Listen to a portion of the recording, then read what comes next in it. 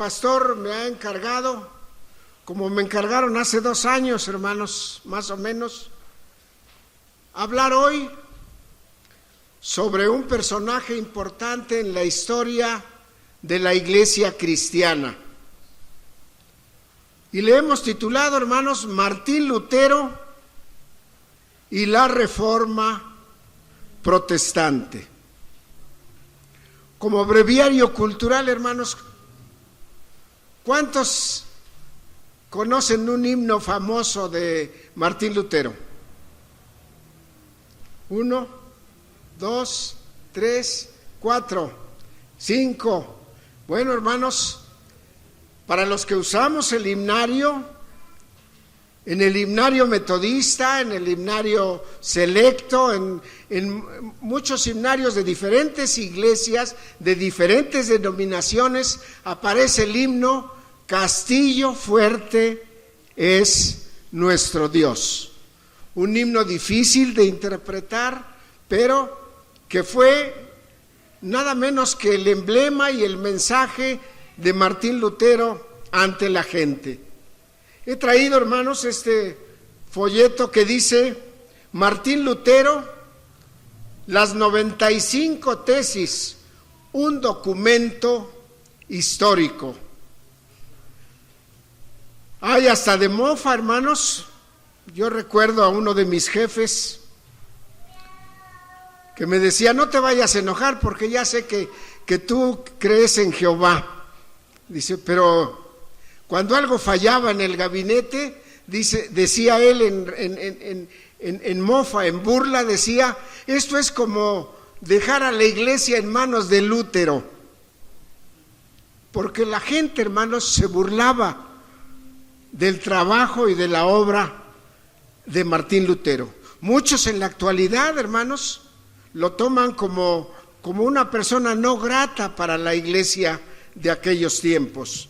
Y quiero leer para ustedes algo, hermanos, que he separado para que los que me escucharon hace 2 años se acordarán, recordarán. Los que no me han escuchado, bueno, pues se enterarán de algunas cosas y podremos decir por qué Martín Lutero fue el iniciador de la Reforma Protestante. El tema es una disputa sobre el poder y eficacia de las indulgencias. Así tituló sus 95 tesis Martín Lutero. Dice, la forma del documento fue determinada por la práctica académica de la Edad Media. En todas las universidades medievales, la disputa era una institución reconocida sobre cualquier tema que escogiera el principal disputante, y no se consideraba completa la educación de un estudiante mientras no hubiese demostrado su habilidad para defenderse en discusiones de esta índole. Se acostumbraba a presentar el asunto que había de ser discutido en una serie de tesis, que eran declaraciones de opinión adelantadas con objeto de que sirvieran de base para la discusión. Las tesis publicadas en las vísperas del Día de Todos los Santos, 31 de octubre de 1517, no estaban destinadas a otro público más que al público de la universidad. Además, la fiesta de Todos los Santos, como hasta la fecha se celebra, hermanos, dice, era la fecha en que se exhibían a la adoración pública las reliquias que aseguraban a sus adoradores largos años de indulgencias, y la aproximación de esta fecha hacía que el tema de las indulgencias ocupara la mente de todo Wittenberg, incluso del autor de las tesis. El Papa León X, amante del esplendor y las artes, necesitando mucho dinero para la magnificencia de su corte, había hecho predicar indulgencias en los años 1514 y 1516, es decir, indulgencia plenaria o indulto de las penas que la Iglesia impone a los hombres por sus pecados. La primera vez tomó como pretexto la guerra de los turcos, la segunda, la terminación de la Basílica de San Pedro en Roma. Cuando Tetzel, que es otro personaje de esa época, dice, subía al púlpito, mostraba la cruz de la que colgaban las urnas del Papa, ponderaba con tono firme el valor de las indulgencias a la multitud fanática, atraída por la ceremonia al santo lugar. El pueblo le escuchaba con asombro al oír las admirables virtudes que anunciaba. Las indulgencias, decía, son la dádiva más preciosa y más sublime de Dios. Esta cruz, dice, mostrando la cruz roja que él llevaba, tiene tanta eficacia como la misma cruz de Jesucristo. Venid, oyentes, y yo os daré bulas, por las cuales se os perdonarán hasta los mismos pecados que tuviesen intención de cometer en lo futuro. Ni aun el arrepentimiento es necesario, pero hay más. Las indulgencias no solo salvan a los vivos, sino también a los muertos. Sacerdote, noble, mercader, mujer, muchacha, mozo. Escuchad a vuestros parientes y amigos difuntos que os gritan desde el fondo del abismo: estamos sufriendo un horrible martirio, una limosna nos libraría de él, vosotros podéis y no queréis darla. En otro pensamiento dice: yo os digo que aunque no tengáis más que un solo vestido, estáis obligados a venderlo, a fin de obtener esa gracia. Dios nuestro Señor no es ya Dios. Fíjense, hermanos, lo que decían. Dios nuestro Señor no es ya Dios, pues ha abdicado su poder en el Papa.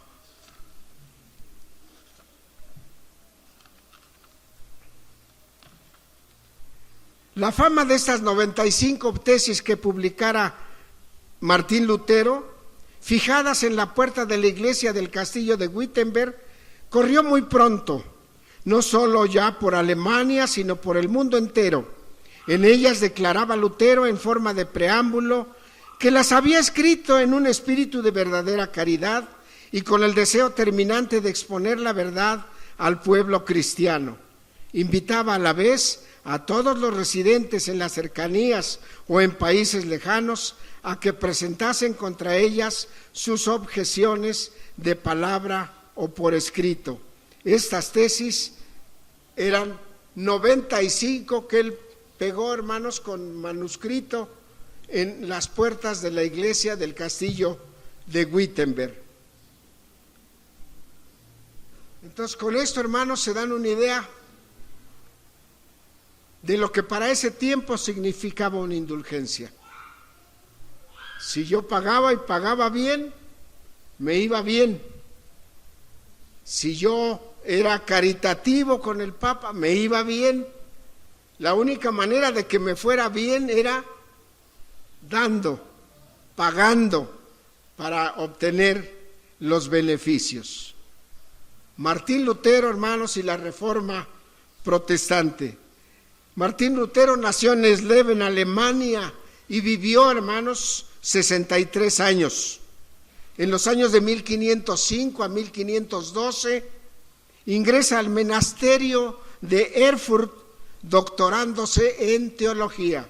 O sea, no era cualquier sacerdote, era un sacerdote doctorado en teología.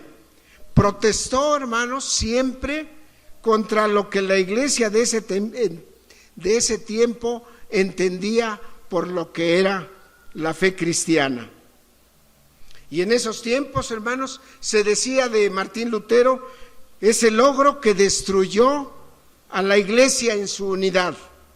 Es la bestia salvaje que holló la viña del Señor.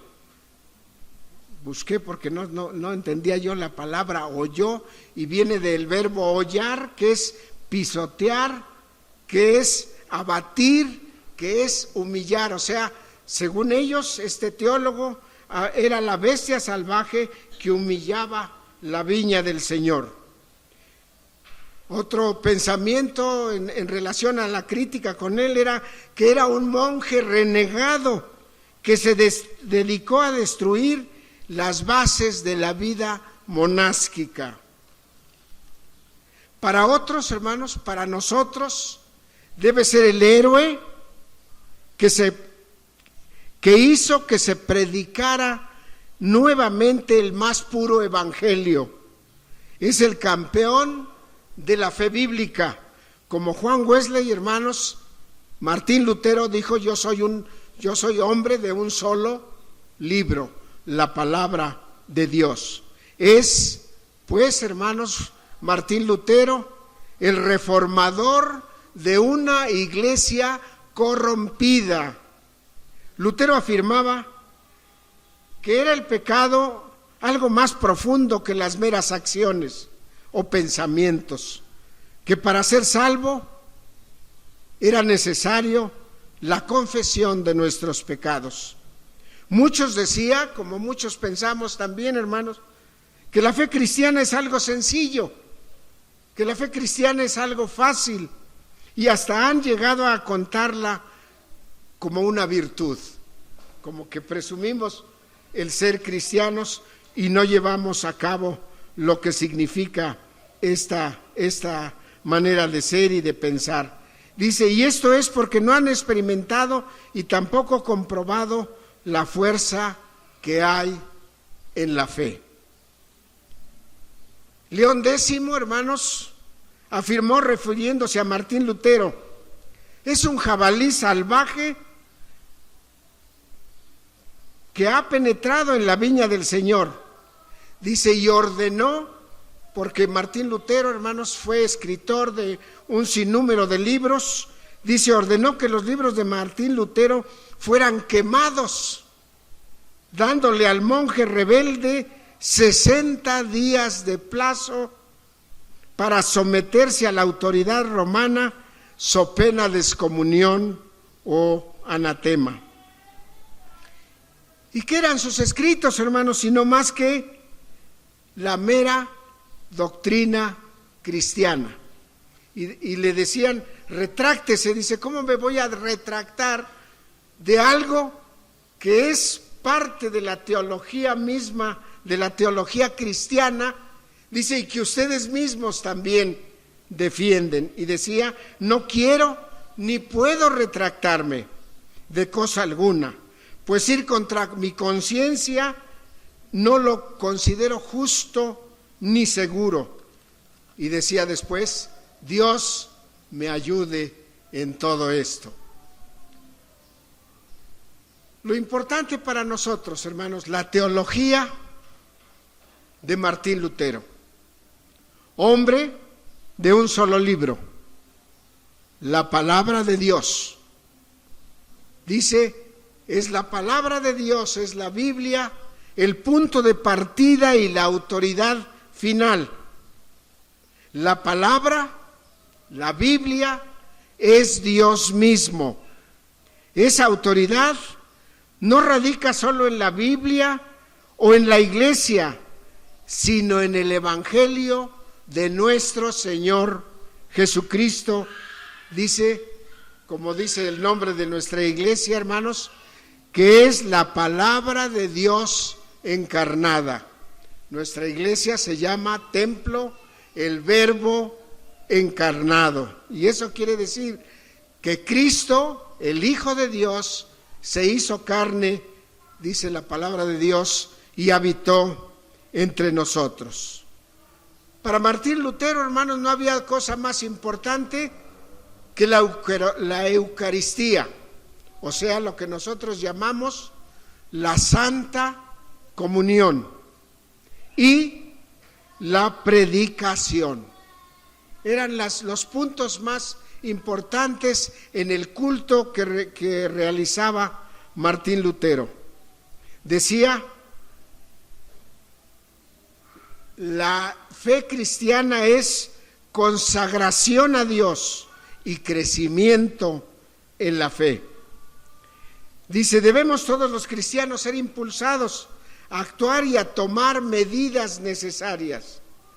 Y decía él, tenemos que dar suprema importancia a la Biblia como la palabra de Dios, suprema importancia a la fe personal, no a la fe de la iglesia, sino a la fe personal en nuestro Señor Jesucristo.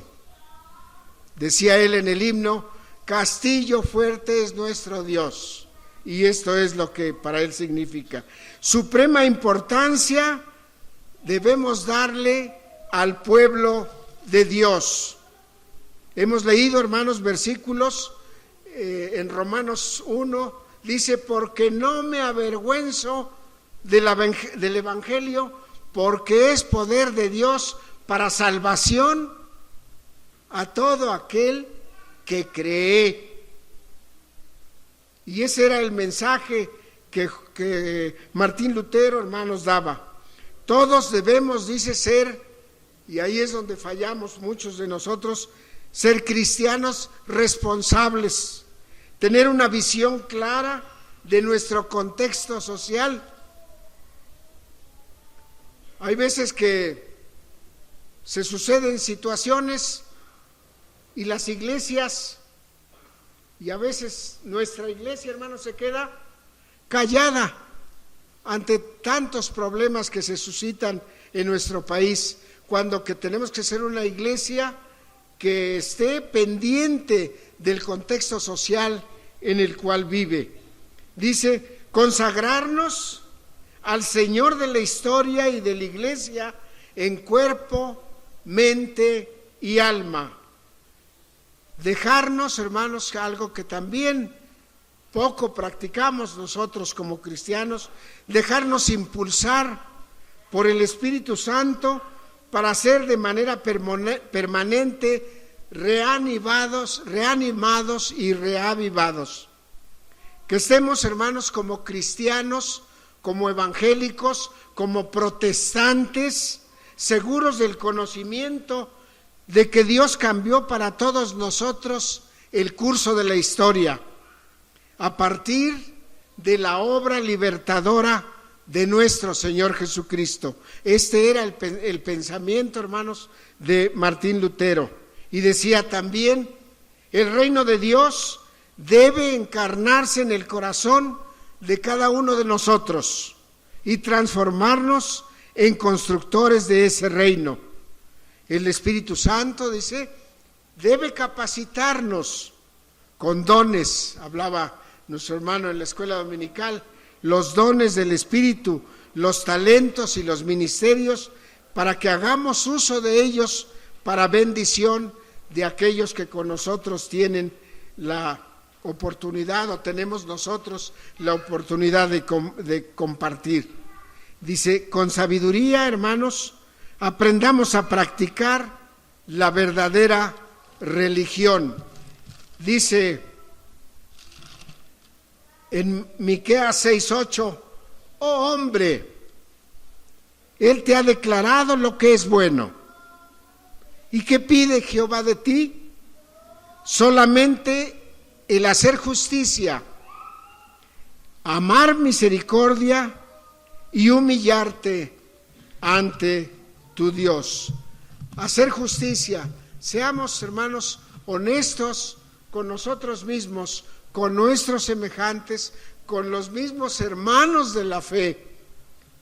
A veces, hermanos, somos juzgadores incansables, somos personas que estamos en lugar de hacer un juicio correcto y exacto, estamos criticando, estamos hablando mal, no solo, hermanos, de los que no son de la fe, sino también de nosotros como hermanos en la fe de nuestro Señor Jesucristo. Dice, amar misericordia, tener amor los unos por los otros. Dice, amaos los unos a los otros en el amor de nuestro Dios y humillarnos ante nuestro Dios. El mensaje, hermanos, de Martín Lutero es permanente para cada uno de nosotros. Hacer justicia, amar misericordia y humillarnos ante nuestro Dios. Sirva, hermanos, este momento más que de mensaje biográfico, para que cuando lleguemos el 31, el último domingo de este mes de octubre, y tengamos un culto especial de agradecimiento por el movimiento de reforma impulsado por Martín Lutero, hermanos, que tengamos idea del meollo del asunto, de lo que él quiso hacer para mejorar la fe cristiana. El Señor les bendiga, hermanos.